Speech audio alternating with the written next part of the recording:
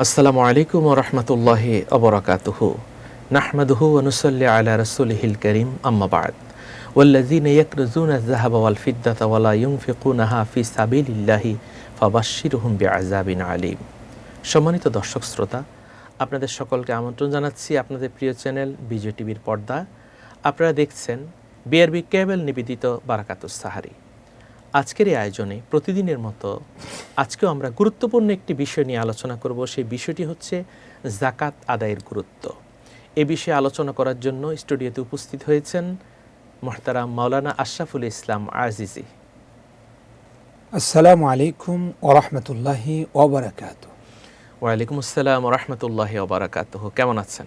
আলহামদুলিল্লাহ। শায়েখ, আপনি কেমন আছেন? জি আলহামদুলিল্লাহ।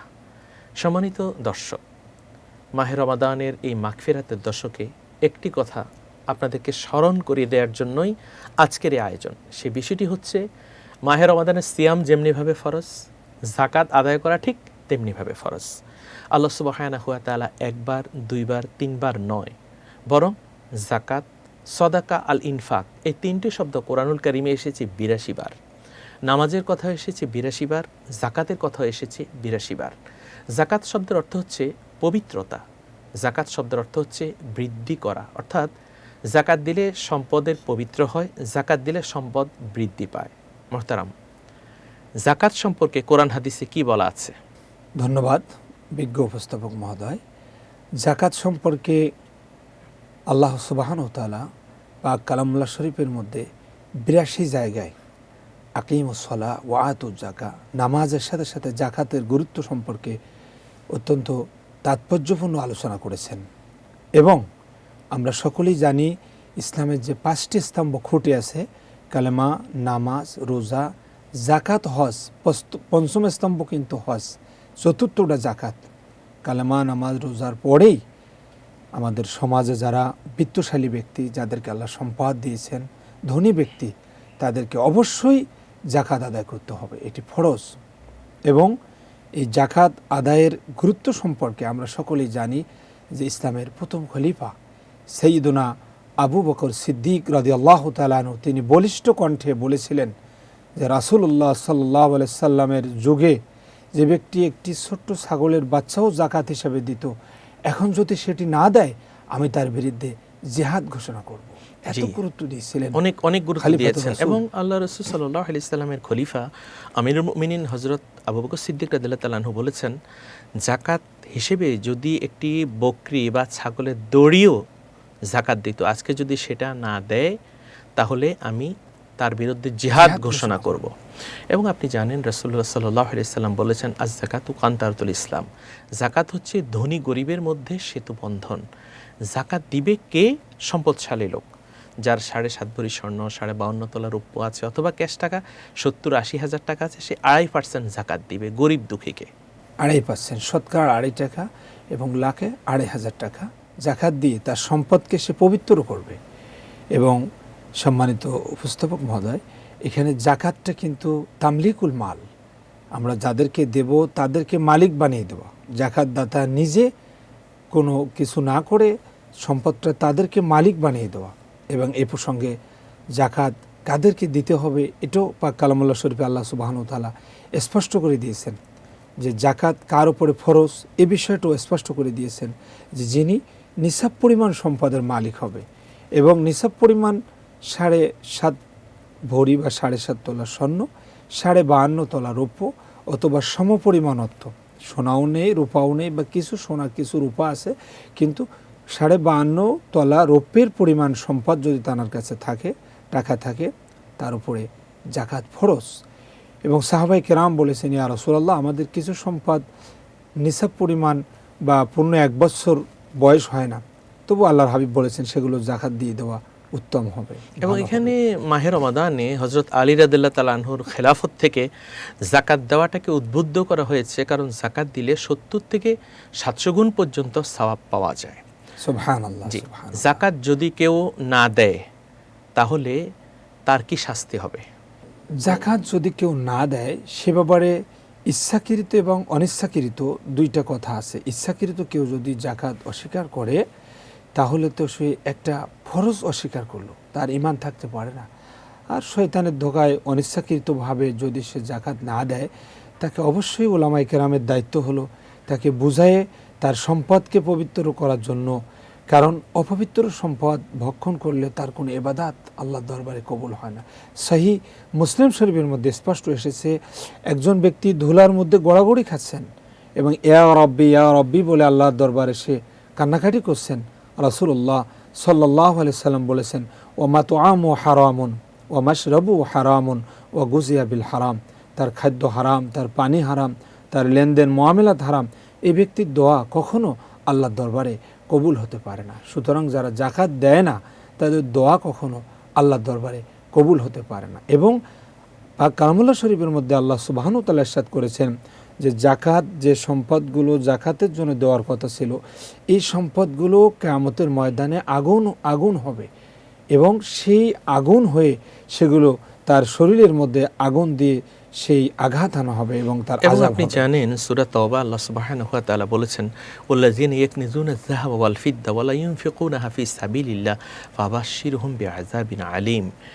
হে নবী, আপনি বলুন, যারা ধন সম্পত্তি জাকাত না দিয়ে জমা করে রাখে, পঞ্জীভূত করে রাখে, তাদের জন্য রয়েছে জাহান্নামের শাস্তি। এবং আল্লাহ বলেছেন সুসংবাদ দেওয়ার জন্য। আসলে মূলত হচ্ছে দুঃসংবাদ।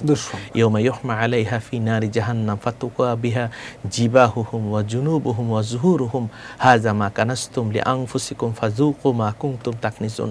সেদিন তাদের সে ধন সম্পদকে আল্লাহ তাআলা আগুনে জ্বালিয়ে সেটাকে পিতল দিয়ে তামা করে তার শরীরে, বুকে, পিঠে, মুখে, পাঁজরে দেওয়া হবে এবং বলা হবে, হাজা মা কানাসতুম লিআনফুসিকুম, আমি হচ্ছে তোমার সে ধন, সে সম্পদ যা তুমি জমা করেছো, ফাযুকু মা কুনতুম তাকনিজুন, আজকে সেটা স্বাদ তুমি আস্বাদন করো। এবং সেই ধন সম্পদকে বিশাল অজগর সাপ বানিয়ে তার গলায় পেঁচিয়ে দেওয়া হবে এবং সে টাক পড়া অজগর তাকে দংশন করতে থাকবে আর বলবে, আনা কানজুক আনা মালুক, আমি তোমার সে ধন, সে সম্পদ, যে ধন সম্পদের তুমি জাকাত দিতে না। তাহলে জাকাত না দিলে আল্লাহর পক্ষ থেকে এই যে জাহান্নামের ভয়াবহ শাস্তি। বিজ্ঞ উপস্থাপক মহোদয় জাকাতের বিষয়টা পরিষ্কার করে দিয়েছেন আল্লাহ সুবহানাহু ওয়া তাআলা এবং আল্লাহর হাবিব সাল্লাল্লাহু আলাইহি ওয়াসাল্লাম, যে নিসাব পরিমাণ সম্পদের যিনি মালিক, পূর্ণ 1 বছর পূর্ণ হওয়ার সাথে সাথেই শতকরা 2.5 টাকা এবং হাজারে 250 টাকা এবং লাখে 2,500 টাকা। তাহলে আমার 1 লাখ টাকার থেকে 2,500 টাকা যদি আমি জাকাত হিসেবে দিয়ে দিই, 97,500 টাকা একবারে পুতু পবিত্র হয়ে যাবে। আর নিসাব পরিমাণ সম্পদের সাথে আমি এই টাকাটা যদি বাহির করে না দেই, আমার 1 লক্ষ টাকায় আমার পুরো ধন সম্পদ অপবিত্র হয়ে যাবে। জি মুহতারাম, আপনি জানেন বর্তমানে জাকাত দেওয়ার কথা বলে জাকাতের শাড়ি, জাকাতের লুঙ্গি ক্রয় করে অল্প দামে 1 দিন 2 দিনও পরা যায় না। আসলে কি জাকাতের শাড়ি, জাকাতের লুঙ্গি বলে কিছু আছে, না ভালোটা দান করতে হবে? জাকাতের সম্পদ তাদেরকে মালিক বানিয়ে দেওয়া, অর্থাৎ তাদের এখতিয়ার, তারা কি শাড়ি কিনবে না লুঙ্গি কিনবে নাকি খাদ্য কিনবে। এটা যিনি জাকাতদাতা তিনি যদি অল্প মূল্যের শাড়ি, লুঙ্গি এগুলো দিয়ে যদি জাকাত দেয়, লোক দেখানো, এটা কখনো আল্লাহর দরবারে জাকাত হিসেবে গ্রহণযোগ্য কবুল হবে না। এটা এই জন্যই কবুল হবে না, দিতে হবে ভালোটা, উত্তমটা। কিন্তু যদি স্বল্প মূল্যের জিনিস দেয় সেটা কখনো হবে না। এবং লোক দেখানো দান সৎকা করলে সেটা তো কখনোই কবুল হবে না। এবং জাকাতের শাড়ি, জাকাতের লুঙ্গি বলে কিছু নেই। আজকে যে সকল ব্যবসায়ীরা তারা জাকাতের শাড়ি, জাকাতের লুঙ্গি বলে মানুষ ঠকায়, তারাও হাসরের ময়দানে আল্লাহর দরবারে তাদেরকে সম্মুখীন হতে হবে, বিচারের কাঠগড়ায় তাদেরকে দাঁড়াতে হবে। কারণ দেওয়ার কথা ছিল ভালোটা, দিয়েছে একবারে খারাপটা। জি মুহতারাম, আল্লাহ সুবহানাহু ওয়া তাআলা কোরআনুল কারীম সূরা তাওবা 60 নম্বর আয়াতে আল্লাহ স্পষ্ট করে দিয়েছেন জাকাত দিতে হবে 8 শ্রেণীর মানুষকে। জাকাত আদায়ের সে খাতগুলো কি কি? আল্লাহ সুবহানাহু ওয়া তাআলা পাক কালামুল্লাহ শরীফের মধ্যে জাকাতের খাতের ব্যাপারে স্পষ্ট করেছেন। বিসমিল্লাহির রহমানির রহিম, ইন্নামাস সাদাকাতু লিল ফুকারাই ওয়াল মাসাকিন ওয়াল আমিলিনা আলাইহা ওয়াল মুআল্লাফাতিল কুলুব ওয়া ফির রিকাব ওয়াল গারিমিনা ওয়া ফি সাবিলিল্লাহি ওয়া ইবনিস সাবিল। এখানে 8 প্রকার 8 শ্রেণীর ব্যক্তি জাকাত পাবে। তার মধ্যে 1 নম্বর হচ্ছে, জি আমরা আপনার কাছে আসব। সম্মানিত দর্শক, সময় হলো একটি বিরতিতে যাবার, আপনারা আমাদের সাথেই থাকুন।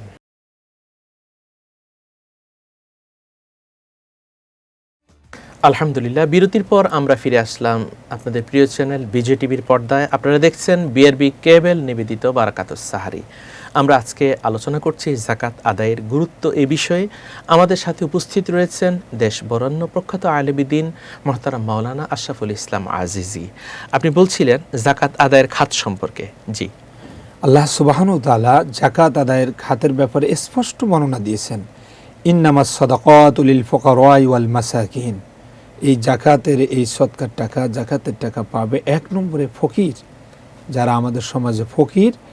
এই ফকির সম্পর্কে ফতোয়ার কিতাবে এসেছে, ফকির মানে যিনি নিসাব পরিমাণ সম্পদের মালিক নয় এবং তিনি লজ্জায় কারোর কাছে হাতও পাতেন না। মান লাইসা লাহু মাল, যার ধন নেই, সম্পদ নেই, ধন সম্পদ নেই।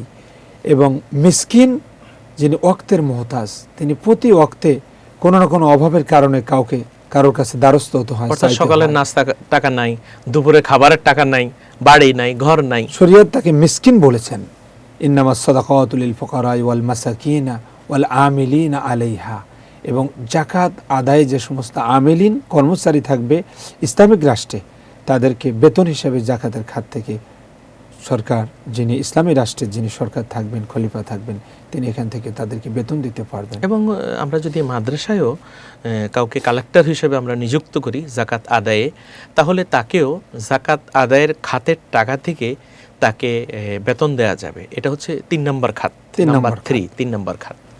ওয়াল মুআল্লাফাতুল কুলুব, আর যিনি নবমুসলিম, ইসলাম গ্রহণের কারণে তার বিধর্মী পিতামাতা ওনাকে আর কোনো সম্পদ দিচ্ছে না, এখন তিনি একা একই, এখন কোথায় থেকে তিনি সম্পদ সংগ্রহ করবেন? মুসলমানগণ তাদের জাকাতের অর্থ থেকে একজন নবমুসলিমকে সহযোগিতা করতে পারবেন। ওয়াল মুআল্লাফাতে কুলুবুহুম, মূলত ইসলামের প্রথম যুগে এটা ছিল যে কিছু কিছু মানুষ, তারা যদিও কাফের, মুশরিক বা মুনাফিক, কিন্তু ধর্মের প্রতি তারা আকৃষ্ট ছিল। কিন্তু পরবর্তীতে এটা রহিত হয়ে গেছে যে তাদেরকে জাকাত দেওয়া যাবে না, কিন্তু নমুসলিম যারা, তাদেরকে জাকাত দেওয়া যাবে, নবমুসলিমকে জাকাত দেওয়া যাবে। 4 নম্বর। এরপরে যারা ঋণগ্রস্ত, 5 নম্বর হচ্ছে ঋণগ্রস্ত। ওয়াল গারিমিনা ফি সাবিলিল্লাহি ওয়াবনিস সাবিল।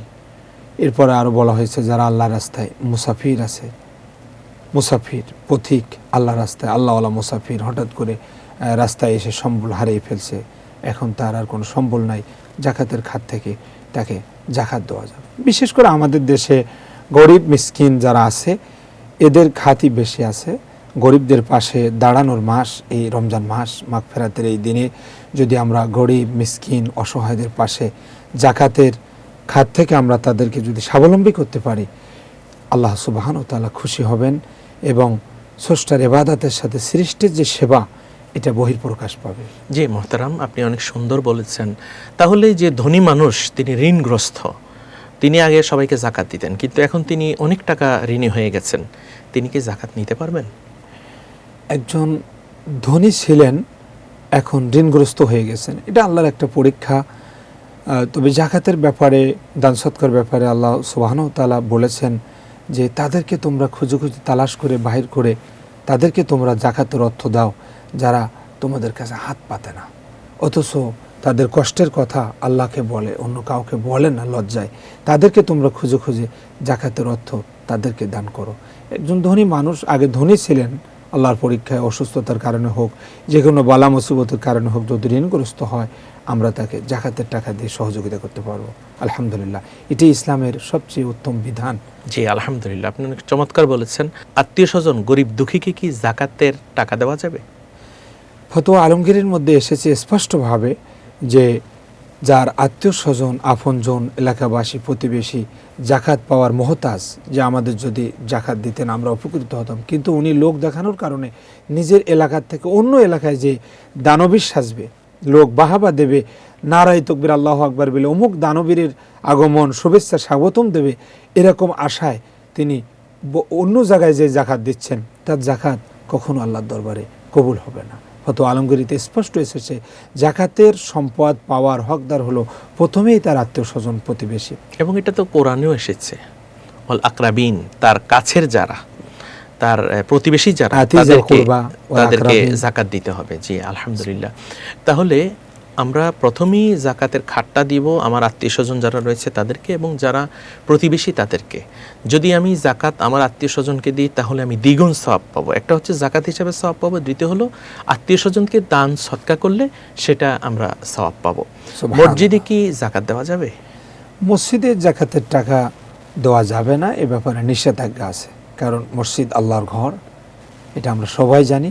জাকাতের টাকা মসজিদে দিতে পারবে না। অর্থাৎ জাকাতের যে 8টা খাত রয়েছে ওই খাতের মধ্যে তো মসজিদ সেখানে নাই। মসজিদে দানের টাকা দিতে হবে, জাকাতের টাকা দিলে সেটা কখনো জায়েজ হবে না। এবং কেউ যদি জাকাতের টাকা দেয় এই খাতে এটা হবেই না, বরং তিনি জাকাতের টাকা দিলে উল্টা তিনি গুনাহগার হবেন। তাকে এটা মনে করতে হবে যে মসজিদে আমি দান করব, মানুষ সেখানে নামাজ পড়বে, মসজিদ তো আর জাকাত খাবে না।